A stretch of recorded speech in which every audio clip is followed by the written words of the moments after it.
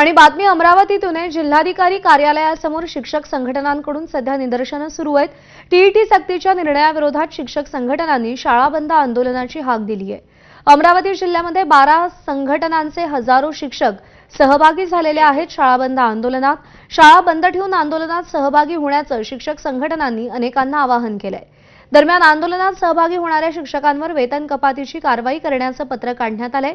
हे पत्र चर्चा न करता काढण्यात आलंय। आंदोलन लोकशाही मार्गाने आहे, ही दडपशाही खपवून घेतली जाणार नाही अशी भूमिका शिक्षक संघटनांनी घेतलेली आहे। प्रणय निर्माण आपले प्रतिनिधी आपल्याला या सगळ्या संदर्भात अधिक अपडेट देतील। प्रणय, राज्यभरामध्ये हे आंदोलन सुरू आहे, अमरावतीमध्ये सुद्धा तेच चित्र आहे, काय म्हणणं आहे शिक्षकांचं? शिक्षकांचं एकच म्हणणं आहे की जे टीईटी परीक्षा आहे ती सक्तीची करू नये अशी प्रमुख मागणी आहे आणि अनेक मागण्या यावेळी शिक्षकांनी केलेल्या। आपल्यासोबत काही शिक्षक आहे, पण त्यांच्याशी बोलूया। काय प्रमुख मागणी घेऊन तुम्ही इथे आंदोलन करताय? सगळ्यात महत्त्वाचं म्हणजे की शिक्षकांची शासन निर्णय जो काढलेला आहे संच मान्यतेच्या बाबतीत 15 मार्च 2024चा शासन निर्णय, या शासन निर्णयामुळे महाराष्ट्रातल्या 18,000 शाळा बंद होणार आहे। विद्यार्थी आहेत पण तिथे शिक्षकाचं पद तयार होत नाही, कारण की पटसंख्याचा जो कॅटेरिया होता तो वाढवलेला आहे।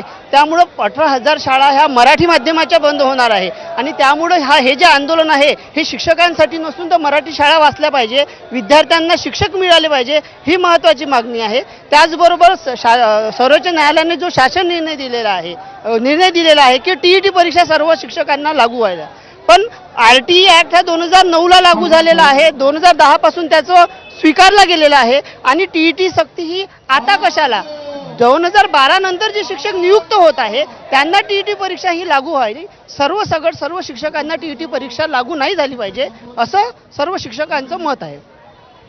ते आपण बघू शकतो की जी टीईटीची परीक्षा आहे ती रद्द करू नये आणि यामध्ये मोठ्या प्रमाणात महिला शिक्षिका सुद्धा यामध्ये सहभागी झाले।